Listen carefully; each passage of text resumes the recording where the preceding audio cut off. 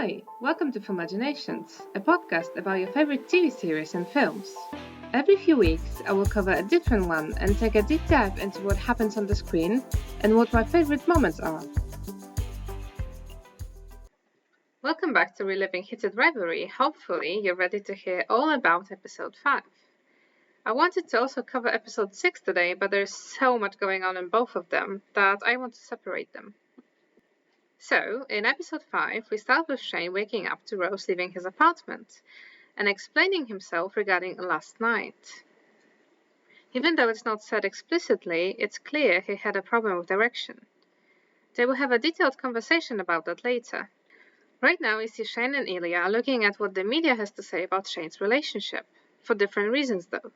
Shane is probably thinking, what will the media say when it all comes crashing down? When Rose finally catches up to Shane's lack of interest in their intimacy. Ilya, on the other hand, is very jealous and hurt, and can't stop himself from checking just how much his Shane and Rose Landry are in love, and how deeply possible it is that he will never talk to him again, or get to touch him. Early in the episode, we learn that Ilya Rozanov and Shane Hollander will be playing on the same team during the All-Star game. It's ironic that the first time it's supposed to happen, they are actually not speaking to each other.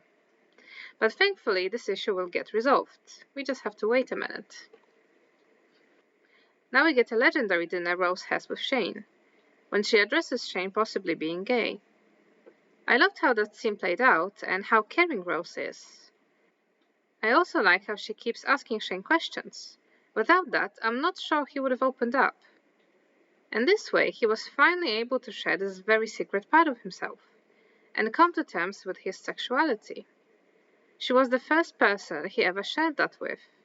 And of course Hudson's eyes tell the whole story in that scene. It's incredible. Shane tries to hide behind his words sometimes, but his eyes and his face say it all. He's so emotional at that moment. I love the flashbacks we got when Rose asked if he's ever been with a guy, and if it was better. And I'm so glad they included the whole and peg line. It must have been so freeing, but also terrifying for Shane to admit. In the end, they agree to stay in touch, and I like the idea of them as friends. Next, we see Ilya in his apartment, sitting on his bed with Svetlana. And the first comments she makes suggest Ilya stopped smoking at some point, I'm assuming for Shane, and is now smoking again when they're not talking. They discuss hockey as they watch it on TV. And obviously, they end up talking about Shane. I like how Svetlana denies that Shane is mediocre. He is amazing. She loves his hands and comments on how gorgeous he is. And that's when the camera lands mostly on Ilya's face. He tries to be dismissive, but he rubs his nose as he says, "If you say so." And Svetlana is looking at him in a very telling way. She points out, "You know he's gorgeous, and you know he's good." And Ilya is only able to confirm the second comment, without even looking at Svetlana. Ilya and Svetlana get playful for a bit when she suggests that Shane could center Ilya. Then he adorably puts his head into her lap, and we see his worried face as Svetlana mentions Rose Landry. Because it hits him that she will most likely come to support Shane at the All-Star game. And how can he handle that? I'm wondering if Svetlana knew back then what was going on between Ilya and Shane, and how much did she suspect? Because in the books, it plays out differently. I like that they showed us both Shane and Ilya have a woman in their life they can rely on. We finally land at the All-Star game in Florida in 2017. Ilya is sitting alone by the bar in his Hawaiian shirt looking around. And a second later, Shane enters the bar. I like how Ilya mutters, "Okay," under his breath, preparing himself to talk to Shane. They haven't spoken for months, and according to Ilya's knowledge, Shane is happily in a relationship with Rose. Shane settles next to Ilya and orders a beer, referring to him as his teammate. It was nice to hear. Because for once, they're not rivals. They will be on the same team for a change. As they sit there, Ilya is the first one to break the silence. He strikes up a conversation, bringing up ginger ale, and calling Shane captain. And then he smiles at Shane, saying, "I'm feeling a bit wild." I'm glad Shane said that he always wondered what it would be like to play with Ilya. He was being open and honest. But all Ilya could think about was Rose, and he just had to ask if Shane brought anyone with him. I like how suggestively Ilya replies when Shane asks him the same question. He's looking straight into Shane's eyes. Shane looks away, and he's thinking what to say next and hesitating a little. At the same time, Ilya starts checking him out. So Shane does the same, and with a smile comments on Ilya's shirt. And he licks his lips. I bet he would be all over Ilya if they were in a private room together. I love how the camera is focused on their faces. We can see the wandering eyes, the slight hesitation on both sides, the smiles and warmth that emanates through them. But they have to remember they're in public, and they are reminded of that when Vonnie catches them by surprise. But after making a few comments, he leaves. Now, for a moment, we see them from a different perspective, and we see just how much they can't stop looking at each other. It's time for Ilya to make a comment on Shane's look, and of course he calls him pretty. And thanks to the books, we know even better that the hidden motive behind his question was to indirectly ask about Rose again. And when Shane asks him not to make fun of him or laugh, Ilya is fully expecting to hear all about her and how he's happy with her, maybe even engaged. So when he hears, "I hired a stylist," he smiles wildly, mostly with relief, and we can definitely see Connor in that smile. Even though it's slightly out of character, I love that smile, because it's ridiculous, exactly how it should be. I like how this conversation plays out, how they can't stop smiling now, and how they make playful comments. And I live for the way Ilya says, "I know what you were," reminding Shane of what they used to do and that they used to see each other. Then Ilya asks a question regarding Rose, for the third time, but now more directly. As Shane answers, Ilya focuses on the past tenses he's using. And, one last time, because he needs to be sure, he asks about her and Shane. And finally, Shane confirms that he and Rose are not compatible. And God, the way Ilya looks at him then. He scans his eyes and keeps looking at his mouth. Now everything that had to has been said. Their hands are impossibly close to each other, and it looked like Ilya was about to touch him. But at that moment, Shane makes the decision to go around and talk to other people. But he takes his time. And when he stands up, he's almost brushing Ilya. There is so much said non-verbally in this scene. Next, we have a few scenes blended together. Our boys at the pool when Ilya is entertaining the kids in the water, and Shane watching him from his sunbed, smiling. And them playing together, doing very well, of course. I love the moment Ilya kisses the side of Shane's head on the ice. And before Shane can turn on his thinking, he is smiling. He's so in love. It was nice that they could do that. Blame it on Ilya's character and his playfulness. Shane tries to compose himself quickly, but the smile creeps back onto his face as Ilya starts smiling at him.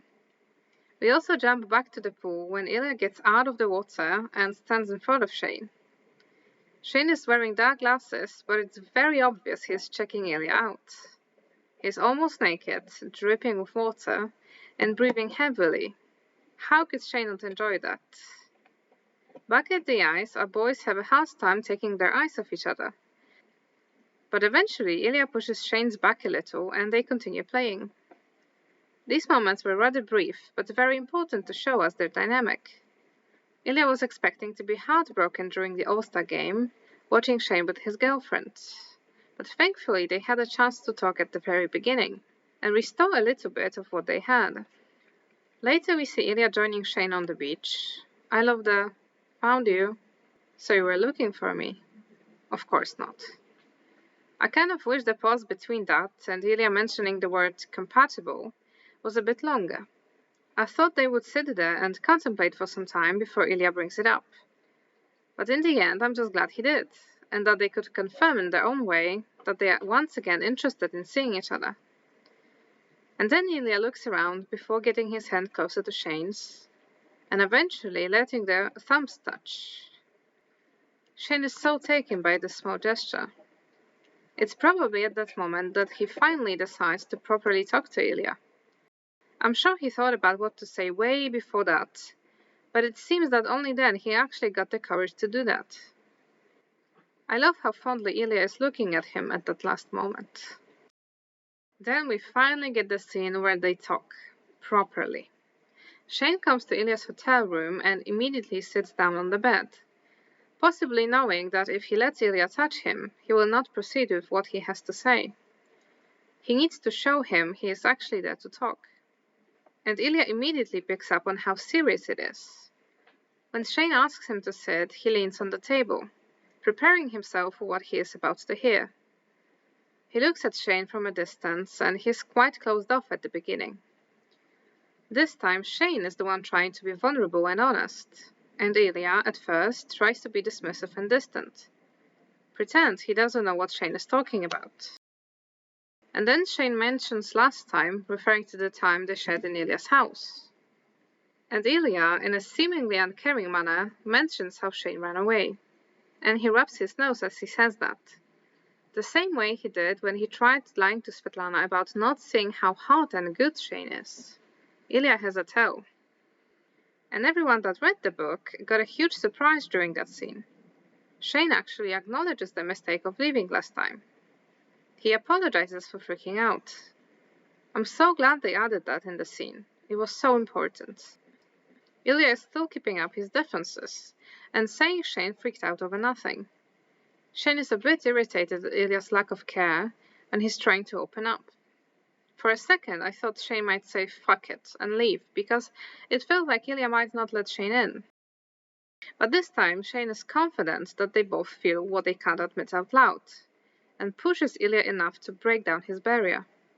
He straight up says bullshit when Ilya says they just meet and fuck. Because it hasn't been that simple for a while now. And then Shane says out loud that he's gay. Ilya laughs at that, but his reaction shows how uncertain he is in that situation, how he doesn't know how to react, how mid his reaction he's unsure whether he should be laughing at all. And when Shane says, sorry if I'm boring again, Ilya knows it's time to stop pretending and take part in this important conversation, seeing how serious and honest Shane is with him. So he resets himself and sits down next to Shane on the bed. It's beautiful to see that switch. Switch between, whatever, I don't care, let me joke about that, to, okay, this is important, I want to let my defenses down. His whole face changes, softens as he sits down. There is a lot of worry in there too. Worry as to where this is all going. Shane already came to terms with what he wanted to say, so he constantly looks at Ilya and tells him more and more. Ilya is staring at his lap or looking to the side most of the time, unable to show his feelings that are right there on his face. Shane apologizes again, for the last time, making sure Ilya understands how sorry he is. They acknowledge how nice it was to spend time together. And Shane asks if Ilya would want to be something, if they could. But it makes Ilya angry. He doesn't understand discussing the impossible. Discussing something he desperately wants, but can't have. What's the point? Well, the point is that Shane likes him, a little too much even, and he doesn't know what to do about it. He confirms that when Ilya tries to deny. And Ilya is getting emotional now. He wouldn't be able to go back home, back to Russia. And finally, with exhaustion, Ilya explains his family situation. I was so happy he finally said that, because for years he never corrected Shane's comments about his family, never let him know about his situation. He always allowed Shane to just create his own story. But now he explains. He doesn't say much, but just enough to outline the situation. He mentions his mom for the first time. And Shane will ask more questions about that, but another time. Now he listens. And now we, and Shane, hear the truth about Ilya's father for the first time. He has dementia. Ilya says that with a heavy heart, but also a relief that he could share that with someone. That's also when he allows himself to feel, and a tear starts going down his cheek. He turns his head so Shane doesn't see him crying.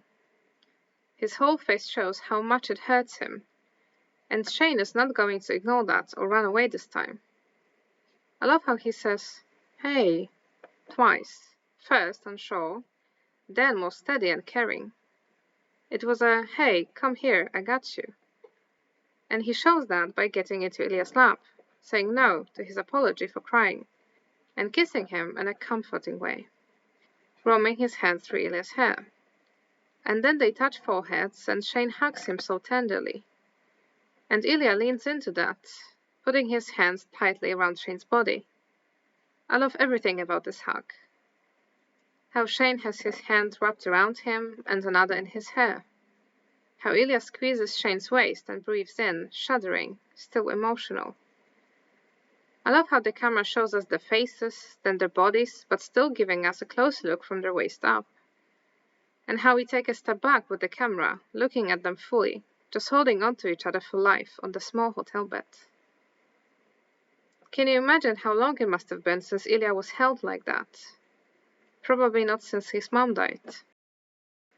This episode focused on things outside of sex, so we don't get to see what happens after the hug.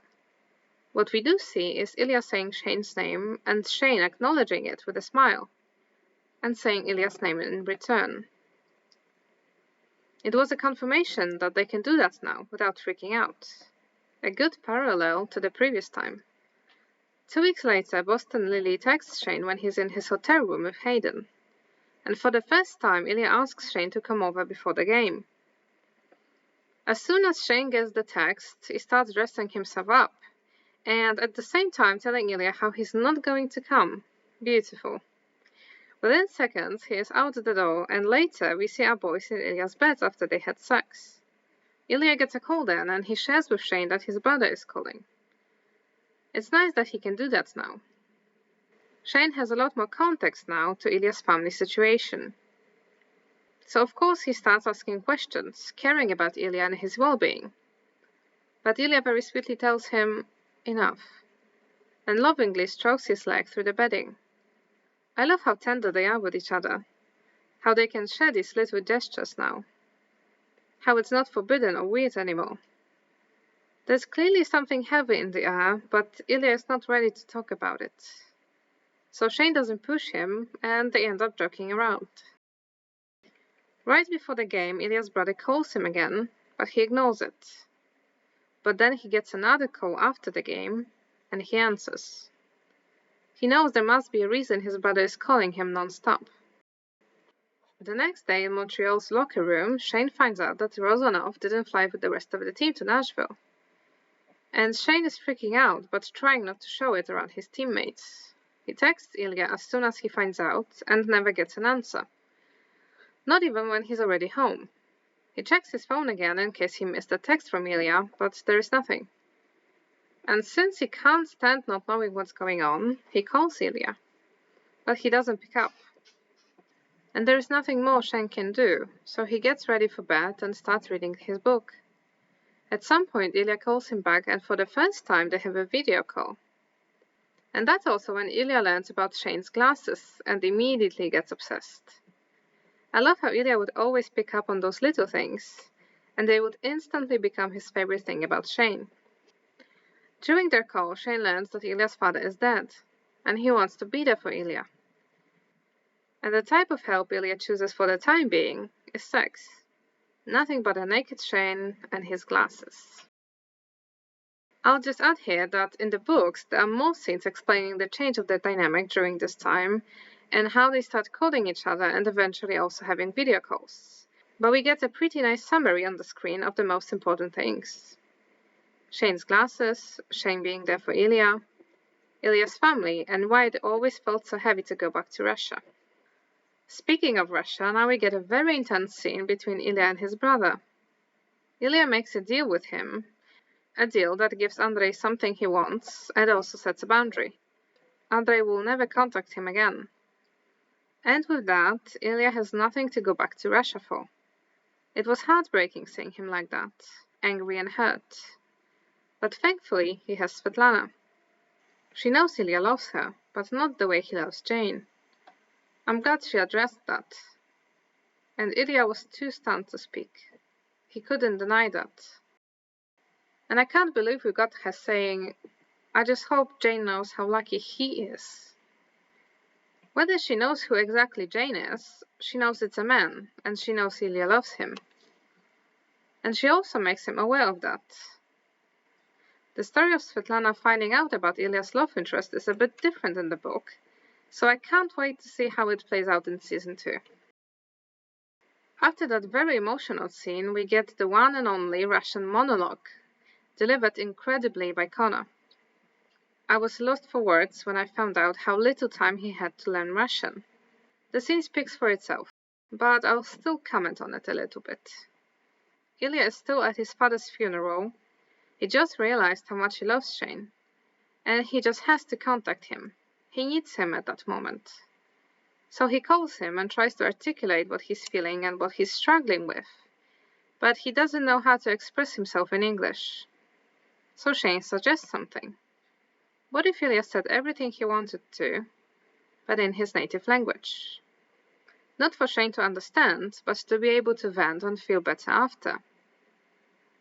I can't even say how amazing this idea was, how much it helped Ilya.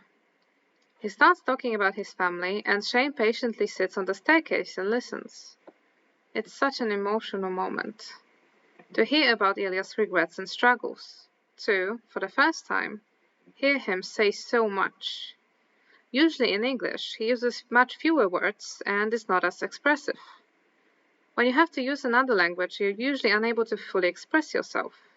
It was exhilarating seeing him talking so freely, even if the conversation itself was heartbreaking. Ilya couldn't be there for his father, not as much as he wished he could. And he has no one now. His father is gone, his brother hates him. Well, he has Svetlana, and he loves her. But not like he loves Shane. The part where he says that, and how he pauses, unable to get the words out. Wow. And how he's crying while he admits that. That it's the worst part of it all. That all he wants is Shane. That it's always been him. He's so in love with him that he doesn't know what to do about it. He says all that, bearing his heart out, and Shane has no idea. I really wish that perhaps in season 2, Ilya will admit to Shane that he said I love you long before the cottage. Ilya is done talking, and I love how he says, "Thank you," to Shane. He breathes out in relief, and we can tell a weight has been lifted off his shoulders. At least a little bit. And then they joke about Ilya teaching Shane Russian, useful phrases only. And last but not least, the words, "I wish you were here right now," appear, and it means so much. It shows how much they need each other, how much Shane wants to be there for Ilya. The scene ends at that, with Ilya walking away, and we jump to a match between Boston and Montreal a week later. Shane gives Ilya access code to his apartment, because of course they want to meet after the game. Although it was supposed to be a different kind of meeting. We don't get to learn that in the show, only in the book. But Ilya was planning on ending things with Shane that night. Who knows whether he would have been able to do that. But in the end, they don't get the chance to meet at all. During that face-off, they are extremely giddy, smiling so purely at each other. They came so far, admitted a lot to each other, and the dynamic changed. Because now the hearts are in it. Perhaps that's why Shane, for the first time it seems, looks back as he's skating, to look at Ilya and smile at him. I'm not sure if that was actually their relationship interfering with the game, and if it was so wrong for Shane to look back for a second, but nevertheless, it costs him a lot. Marlowe crashes into Shane just as he's looking at Ilya, and Ilya has a front row seat to witness Shane being thrown onto the ice with incredible force. He sees it coming before Shane does, but he can't do anything to stop it. So Shane goes down and is out cold, laying on the ice, unmoving. He makes no attempt to move or get up, so it's even scarier for Ilya to witness.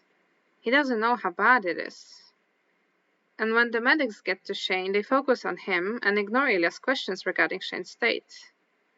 Ilya stays on the ice, shocked, unable to leave, and listen to the referee. Logically, he should have no deep interest in what's going on with Shane. He should be on his bench. But what people don't know is that they care about each other, more than they were able to admit.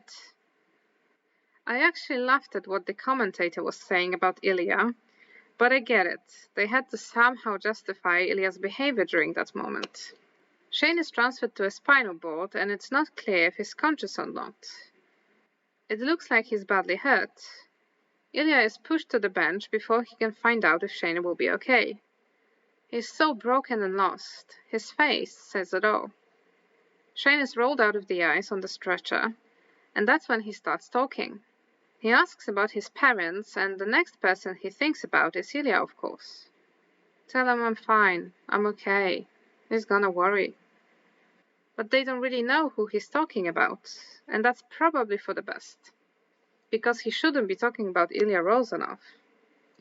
The next scene we get is Shane in the hospital, and we see Ilya visiting him. It's one of the sweetest scenes between them. Shane is properly drugged and so happy to see Ilya. I love how he says, Ilya, when he enters the room.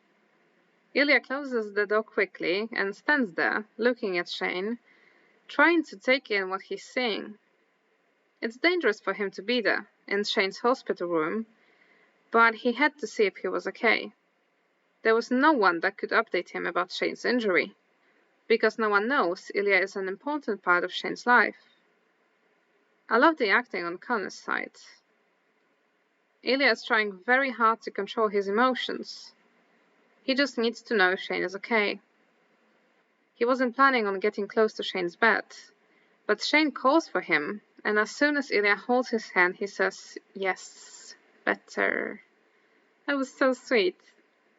Ilya admits that Shane scared him, and then, lovingly and so gently, strokes Shane's face, his freckles, the freckles he loves so much.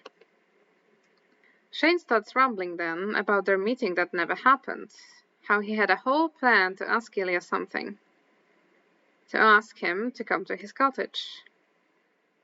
He says it in such a cute way. He's drugged, he's giddy, and he's so very happy to have Ilya by his side.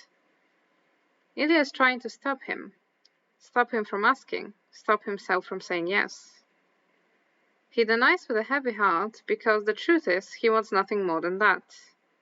To have Shane for longer, to spend as much time with him as possible. But he can't, right? After Shane doesn't accept his denial, he says, maybe. That's good enough for Shane. His smile grows impossibly wider as he hears that. That's also when their luck ends and the nurse comes in. Shane says, oh no, at that. I was thinking the exact same thing. They reset and just go back to being Rozanov and Hollander. But Shane just can't keep his mouth shut, so Ilya silently shushes him twice before leaving the room. I love that moment. Ilya can only hope that Shane doesn't tell anyone about the secret. Later we see Shane recovering, staying at his parents' place. And it's nice to see he's actually friends with Rose now. After talking to Rose, Shane sits down with his mom to watch Boston play, and his mom guesses that there is something wrong with Ilya's ribs. And of course Shane already knows that. And they comment on hatred towards Rozanov, and how he gets points for visiting Shane in the hospital. They have no idea this will be the last time they will hate Ilya Rozanov. A week later, as Shane's mom suspected, Scott Hunter is about to win the cup. And as Shane watches the game with his parents, he's texting with Ilya about that. We also very briefly see Ilya packing, suggesting that he's going back to Russia for the summer after all. When Scott wins and everyone's friends and family come to the ice, Scott makes a decision. He wants the love of his life with him there. So he invites Skip to come down from the stands. And as he takes his hand and takes him with him, we see Shane and Ilya glued to the screens, unable to comprehend what's happening. And that's when Scott kisses Skip, right there, on the ice, in front of cameras, in front of everyone. I love Shane's and Ilya's reaction. Just pure shock, but also a hint of hope for their situation. Ilya quickly stands up from the couch and calls Shane to say, from coming to the cottage. And next week, so will we. Thank you all for listening. Hope you enjoyed the show as much as I did and had fun remembering what happened following this episode. Come back next week for the coverage of episode 6. Bye bye.